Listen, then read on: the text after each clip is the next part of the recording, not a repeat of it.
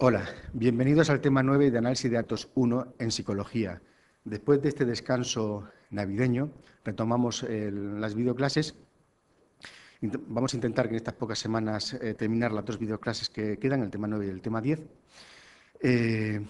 Hemos cambiado, como observan, también el laboratorio de registro, así que año nuevo, vida nueva. A todo esto, feliz año a todos.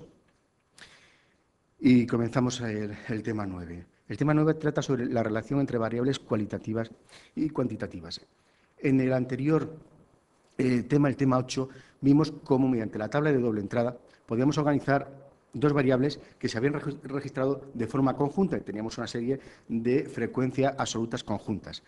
Las distribuciones, estuvimos hablando de las distribuciones condicionadas y estas nos informaban de la relación posible entre las variables. Estuvimos viendo también los tipos de representaciones gráficas que nos ayudaban a determinar visualmente si existía una relación o no. Pero, al igual que sucedía cuando estábamos en estadística univariada, aquí sucede lo mismo. En estadística univariada representábamos los datos que teníamos, los clasificábamos, por ejemplo, en intervalos, los representábamos gráficamente mediante histogramas, etcétera. Pero al final lo que pretendíamos era encontrar una serie de estadísticos que nos describiesen ese conjunto de datos. Aquí sucede lo mismo, hemos visto cómo representar los datos, ahora necesitamos una serie de estadísticos que nos indiquen el grado de asociación que existe entre las variables que estamos tratando. Anteriormente, en el tema anterior, no vimos eso. Ahora necesitamos índices numéricos, estadísticos. Por consiguiente, necesitamos un índice numérico, un valor numérico, un dato que nos proporcione un valor preciso de la relación entre las dos variables. Recordemos que estamos en estadística bivariada. Tenemos dos variables, X e Y. Concentración de CO2 en la atmósfera y temperatura. Inteligencia del niño y notas en el colegio. Tenemos dos variables. Queremos saber si entre ellas existe relación.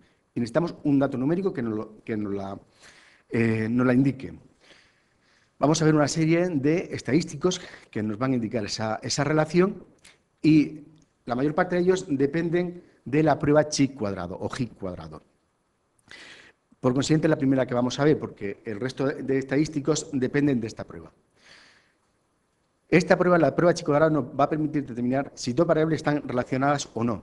Y al mismo tiempo, por consiguiente, es la base para cuantificar otros índices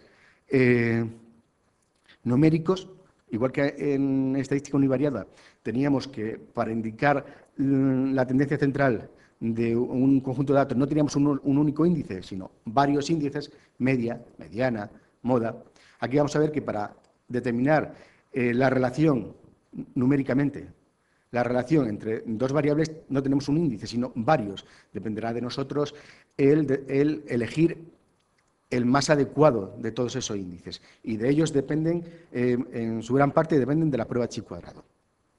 Para realizar la prueba chi cuadrado, necesitamos tener los datos organizados conjuntamente en forma de una tabla de doble entrada, como vimos en el tema anterior. Y una vez que tenemos esos datos, la prueba chi cuadrado se fundamenta en, es decir, nos vamos a preguntar qué diferencia existe entre los datos observados, los que tenemos en la tabla, los que hemos medido, en relación a los datos que esperaríamos si ambas variables fuesen independientes. Por consiguiente, la prueba chi cuadrado se fundamenta en la comparación entre la frecuencia conjunta observadas, lo que hemos medido, lo que hemos observado, y las esperadas, en el supuesto de que ambas variables fuesen independientes. Tenemos aquí un ejemplo, el ejemplo que viene en el libro de texto. Tenemos dos variables nominales, tenemos la ideología política y se ha establecido con tres niveles, derecha, centro e izquierda. La ideología política, obviamente, se mediría en cada uno de los sujetos, de los individuos. Y tenemos otra variable, la opinión sobre el aborto terapéutico, y de nuevo es una variable ordinal, a favor, sin opinión o en contra. Tenemos, por tanto, dos variables, ideología política y opinión sobre el aborto. Hemos hecho una encuesta y hemos medido ambas variables a 120 sujetos, 120 observaciones. Y hemos distribuido los datos en una tabla de doble entrada como la que pueden ver en la gráfica.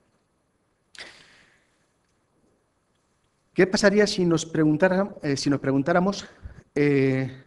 cuántos sujetos son de derechas? Nos estamos preguntando, por consiguiente, sobre el valor de un nivel de la variable ideología política con independencia de la opinión sobre el aborto terapéutico. Entonces, si preguntamos cuántos sujetos son de derechas, simplemente tendríamos que determinar del total de sujetos, es decir, de los 120 sujetos, ¿cuántos son de derechas?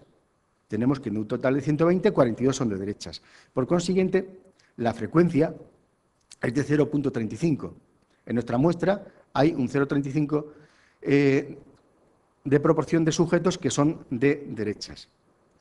Eso ya lo vimos el último día. Se trataría, por consiguiente, de ver uno de los niveles de la variable ideología política sin considerar la otra variable. Por consiguiente, ahora nos preguntamos, ¿y qué sucedería si las dos variables, ideología política y opinión sobre el aborto terapéutico, fueran independientes? ¿Qué frecuencias absolutas esperaríamos en la otra variable, en la opinión sobre el aborto terapéutico? Pues es lógico esperar que de los 54 sujetos que hay a favor del aborto, o sea, que ahora nos estamos refiriendo a la otra variable, de esos 54 sujetos, si las dos variables fueran independientes, esperaríamos que el 0,35 sean sujetos de derecha. Eso es lo que nos indica la lógica. Esperaríamos encontrar lo que esperamos en la muestra total, en los 120 sujetos, sin considerar la ideología política, encontrábamos que había un 0,35 de sujetos de derecha. Por consiguiente, si las dos variables son independientes, esperaríamos encontrar también un 0,35 de sujetos de derecha que están a favor del aborto. Esperaríamos encontrar también un 0,35% de sujetos, o un 35% de sujetos sin opinión sobre el aborto, que fuesen también de derechas. Y esperaríamos encontrar un 0,35 o un 35% de sujetos que estarían en contra del aborto y que fuesen de derechas. Eso suponiendo que las dos variables fuesen independientes. Estos son, por consiguiente, lo que estamos haciendo es calcular las variables, las frecuencias esperadas si las dos variables fuesen independientes. Por consiguiente, razonando, si el 0,35 de 54 son 18,9, esperaríamos encontrar 18,9 sujetos a favor del aborto. Esperaríamos encontrar, lo podemos hacer con proporciones o lo podemos hacer simplemente multiplicando 42 dividido entre 120, la proporción de 0,35, por 54. Y esto nos daría la frecuencia esperada de sujetos que tendrían opinión sobre el aborto terapéutico a favor del aborto terapéutico y que fuesen de derechas. Sin embargo, lo que nos encontramos es que en las frecuencias observadas son de 54. Vemos que lo que esperamos, 18,9, y lo que encontramos, 54, no es exactamente lo mismo. Hay discrepancia entre lo que esperamos y lo que observamos. Seguimos con los sujetos que en la variable opinión sobre el aborto dicen que no opinan. Tenemos que hay 18 sujetos que no opinan sobre el aborto terapéutico. Bien, si las dos variables fuesen independientes, esperaríamos encontrar un 0,35 o un 35% de esos 18 sujetos que opinarían, que no manifestarían su opinión, estarían sin opinión. Serían un 6,3. Y lo mismo haríamos para los sujetos en contra. De nuevo, multiplicar 0,35 por 48, que son los observados. 16,8. Esto se puede, en todos los casos, se puede calcular simplemente multiplicando los marginales de cada uno de los niveles de las dos variables, 54 por 42, y dividido por el total, 120. Y obtendríamos, por consiguiente, de esta forma, las frecuencias esperadas. Aquí al final hemos puesto las frecuencias observadas para la opinión sobre el aborto terapéutico. Hemos observado 53 a favor, 18 sin opinión y 48 en contra, cuando bajo el supuesto de que las dos variables son independientes, la ideología política y la opinión sobre el aborto son independientes, deberíamos esperar que a favor estuviesen 18,9, sin opinión tuviéramos 6,3 y en contra fuesen 16,8, bajo el supuesto de independencia. Observamos que hay diferencia entre lo que observamos y lo que esperamos.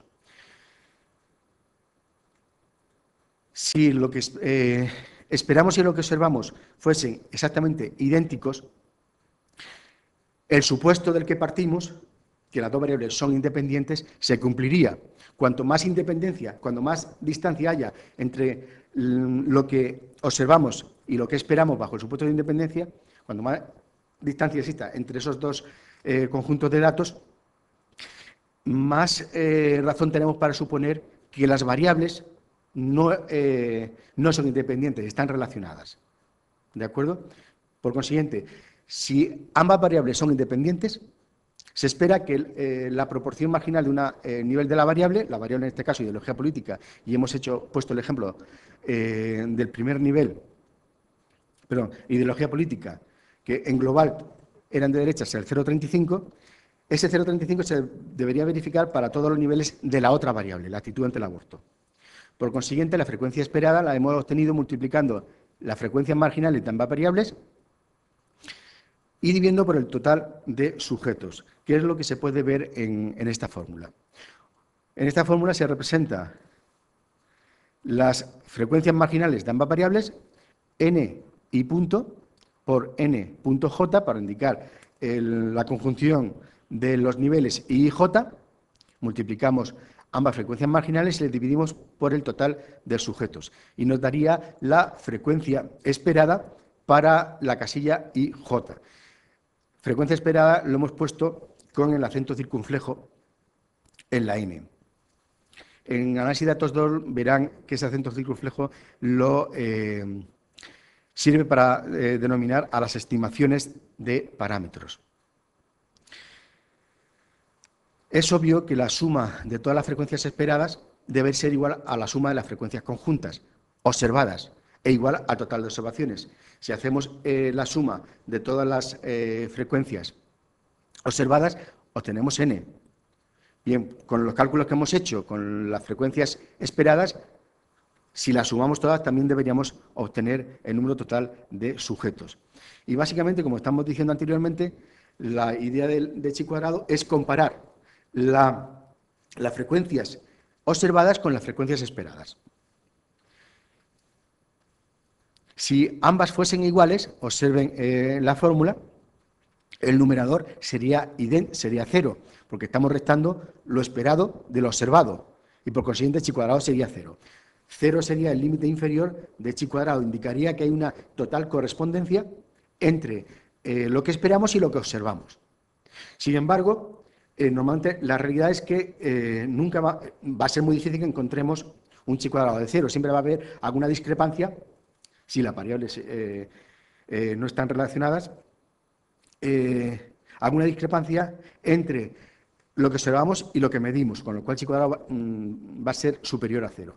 Pero cuanto más distinto, cuanto más elevado sea, quiere decir que la distancia entre lo esperado y lo observado es mayor. Y esa resta en el numerador de cada uno de los cocientes va a ser cada vez mayor. Si el chi cuadrado es muy elevado, lo único que nos está diciendo es que hay mucha discrepancia entre lo que esperamos y lo que observamos. Y por consiguiente, el supuesto del que hemos partido para calcular chi cuadrado y para calcular las frecuencias esperadas, tenemos razones para suponer que es falso. Dividimos cada una de las diferencias al cuadrado por la frecuencia esperada como una especie de escalamiento para evitar escalamiento o estandarización. Lo más importante es el numerador a la hora de entender qué es esto de chi cuadrado. El denominador es una especie de escalamiento. Tenemos dos fórmulas Para calcular chi cuadrado, en cada caso vamos a utilizar la que más nos convenga. Ambas nos van a dar, obviamente, el mismo valor.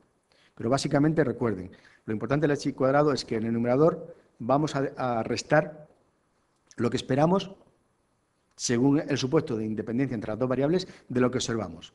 Si no hay diferencia entre ellas, chi cuadrado va a ser 0. Cuanto mayor diferencia haya entre ellas, quiere decir que chi cuadrado va a ser mayor, un valor numérico más elevado, y esto nos indicará que el supuesto del que partimos puede ser incorrecto, y más razones tendremos para suponer que las dos variables están realmente relacionadas, que es realmente lo que queremos en la investigación.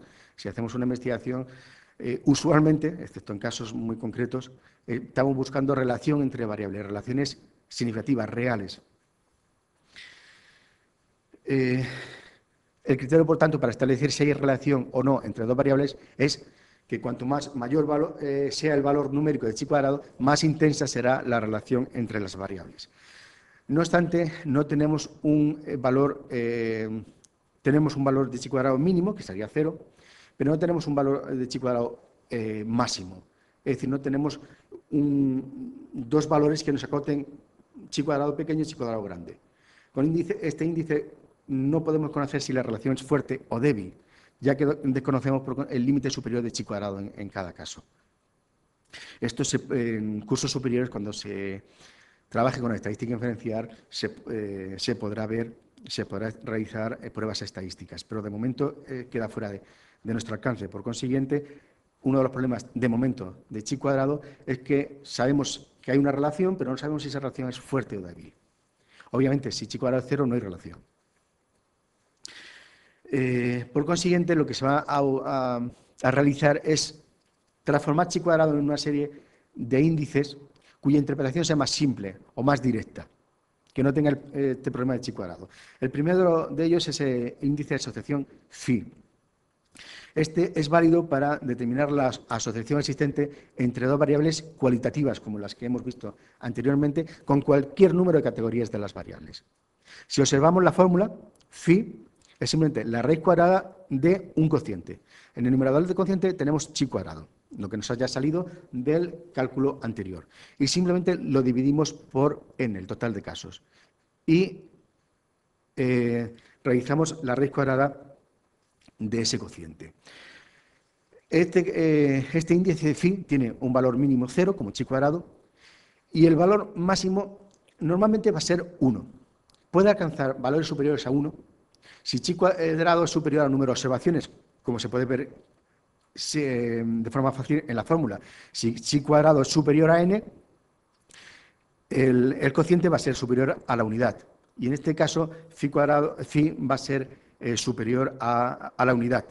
Pero estos casos van a ser bastante infrecuentes. Por consiguiente, como regla por andar por casa, phi está acotado entre 0 y 1. Recuerden la matización que he hecho anteriormente, ¿de acuerdo? Pero esta acotación que se encuentra en la mayor parte de los casos nos va a permitir determinar si la asociación entre las dos variables es fuerte o débil, ya que ahora sí tenemos un valor límite superior para el estadístico phi. Por consiguiente, como reglas para interpretar phi, si se tiene un valor de 0 o próximo a 0, claramente esto nos indicaría que no hay asociación entre las variables x e y con las que estamos trabajando. Si se obtiene un valor de 1 o próximo a 1, claramente podemos afirmar que las variables presentan una asociación y fuerte. ¿Y qué sucede con valores intermedios?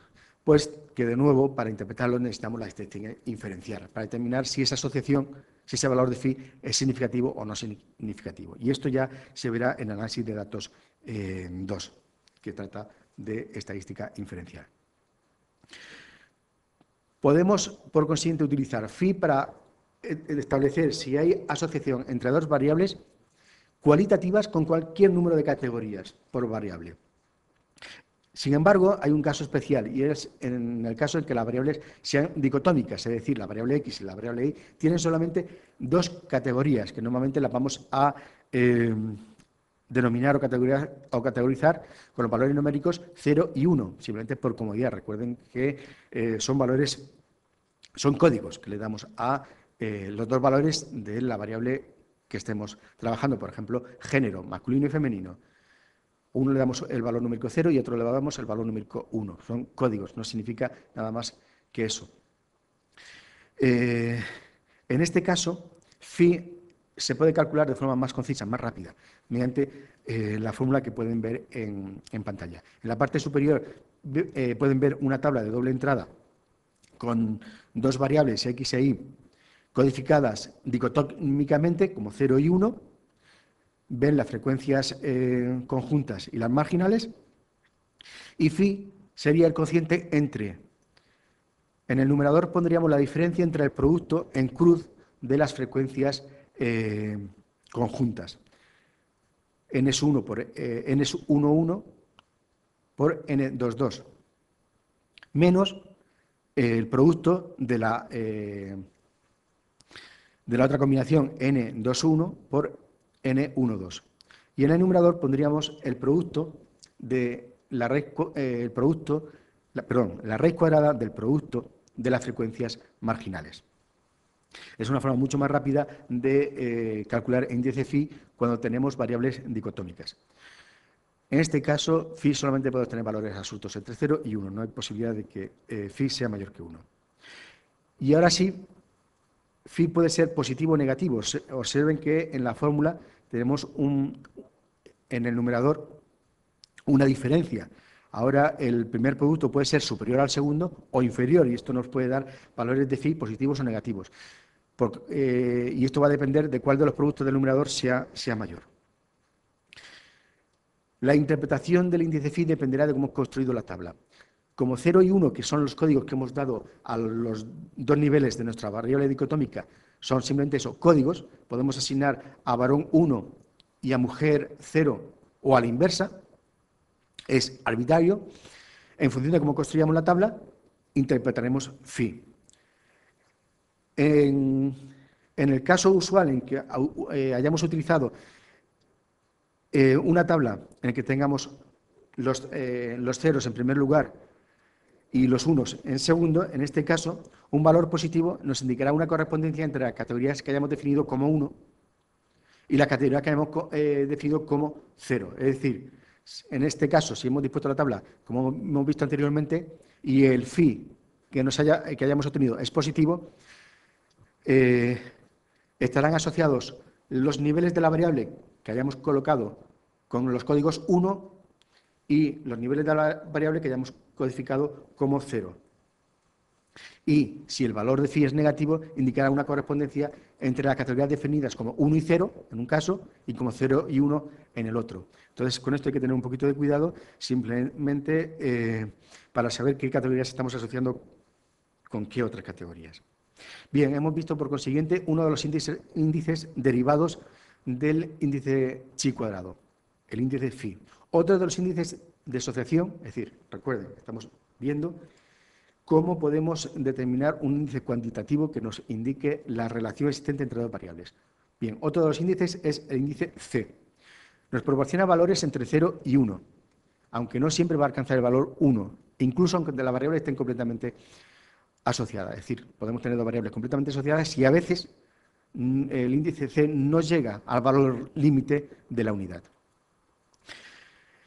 En las tablas cuadradas, es decir, cuando el número de filas es igual al número de columnas, es decir, lo hemos representado como cuando i es igual a j, el valor máximo de c es la raíz cuadrada, perdonen que lo haya puesto como SQRT, pero es el código que se utiliza en muchos lenguajes de ordenador para indicar raíz cuadrada. Entonces, SQRT en la transparencia es simplemente raíz cuadrada de el cociente entre i menos 1 partido por i. Y la fórmula para calcular C, como pueden ver, la podemos calcular a partir de chi cuadrado o a partir del índice de asociación phi. En ambos casos, en el primer caso, si utilizamos phi, sería el cociente entre phi al cuadrado partido por phi al cuadrado más 1, raíz cuadrada. Y en el caso de que utilicemos chi cuadrado, sería chi cuadrado partido por chi cuadrado más n, raíz cuadrada. Es decir, la raíz cuadrada del cociente entre chi cuadrado partido por chi cuadrado más n. Observen que hay una pequeña variación en la fórmula en función de que utilicemos phi o utilicemos chi cuadrado. Pero como lo tienen en el formulario, no hay ningún problema. Simplemente, si no se despistan, pueden utilizar cualquiera de los dos índices anteriores para calcular C. Otro de los índices para determinar, índice cuantitativo, para determinar la asociación entre variables, en este caso ordinales. Recuerden, variables ordinales tendríamos que podemos ordenar los niveles de la variable y a los sujetos. En este caso vamos a utilizar el coeficiente de correlación de rangos de Spearman. Para ello, lo que vamos a hacer es que para cada observación, es decir, para cada sujeto, vamos a calcular el cuadrado de las diferencias de rangos entre las dos variables. A cada sujeto, en las dos variables, les hemos dado un rango. El sujeto 1 en la variable X tiene la posición 3, por ejemplo, y en la variable Y tiene la posición 2, por ejemplo. Esos serían los rangos. Pues lo que vamos a hacer es que vamos a calcular el cuadrado de las diferencias entre los rangos de esas dos variables. Sumamos estos cuadrados y calculamos el coeficiente teniendo en cuenta el número de observaciones mediante esta fórmula. Esta fórmula es 1 menos un cociente. Tenemos 6, que es una constante de escalamiento, multiplicada por el sumatorio de todas las diferencias de rangos al cuadrado. Y todo ello dividido entre el producto del número de sujetos n por el número de sujetos al cuadrado menos la unidad. Este coeficiente de correlación de rangos de Spearman va a oscilar, a diferencia de los anteriores, a menos a la diferencia de phi, entre -1 y 1. En el caso de que sea -1, hay una relación inversa entre las dos variables, entre los dos órdenes. A mayor orden en una variable, menor orden en el otro. Y además, relación perfecta. Si el coeficiente de correlación de rangos es de 1, la relación es perfecta y directa. A mayor rango en una variable, mayor rango en la otra. Cuando existen rangos iguales, imaginemos que encontramos que un mismo sujeto tiene en las dos variables el rango 5 y el rango 5, es decir, ocupa la quinta posición en ambas variables. Es decir, estaríamos trabajando con rangos iguales. En este caso, aplicaríamos también este coeficiente, pero ahora no vamos a, en vez de considerar el rango inicial, le vamos a asignar a esos sujetos la suma de los rangos que ocupan dividido por el número de rangos que se repiten. Y por último, tenemos el coeficiente de correlación biserial puntual. En este caso, lo que tenemos es una variable dicotómica, con ceros y unos. A cada sujeto le vamos a asignar una categoría u otra. Esto se ha representado, se observan en la fórmula, con i igual a 1 o i igual a 0. Una de las variables es dicotómica. Y por consenso le vamos a asignar a los dos niveles de esa variable los valores 0 y 1. Pero la otra variable es cuantitativa, la variable x. Entonces, ¿qué es lo que vamos a hacer para calcular la correlación entre una variable que es dicotómica y una variable que es cuantitativa? Vamos a aplicar esta fórmula. En esta fórmula vamos, en primer lugar, a dividir las puntuaciones de la variable cuantitativa en función de que en la variable dicotómica valgan 1 o valgan 0. Y calculamos, por consiguiente, dos medias. La media de la variable cuantitativa x, que se corresponde con un valor de 1 en la variable dicotómica, y la media de la variable cuantitativa x, que se corresponde en la variable dicotómica con 0. Y vamos a calcular, por consiguiente, dos medias para la variable cuantitativa, que vienen representadas en el numerador de la fórmula. Su diferencia será el numerador de la fórmula, dividido por la desviación típica de la variable cuantitativa x, y todo ello, todo ese cociente multiplicado por la raíz cuadrada del producto entre P y Q, la fracción de casos que tengan un 1 en la variable dicotómica o que tengan un 0. Este coeficiente de correlación biserial puntual tiene un rango en valor absoluto. Recuerden, valor absoluto es sin considerar el signo, que está entre 0 y 1. Las medias de la variable cuantitativa para cada categoría de la variable cualitativa son iguales. En este caso, en el caso de que sea igual a 0. Obviamente 0 solamente podría obtenerse si las dos medias en la variable cuantitativa fuesen iguales.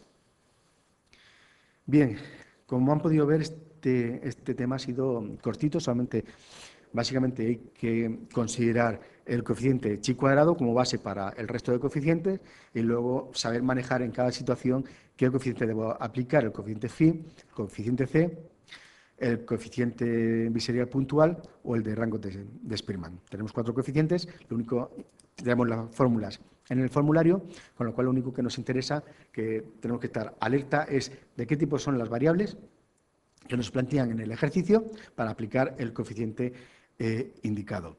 Desde mi punto de vista, lo más interesante de este tema es cuando hemos discutido el chi cuadrado. En el chi cuadrado ya hemos entrado en contacto con el concepto de supuesto. Si suponemos que las dos variables son independientes, ¿qué esperaríamos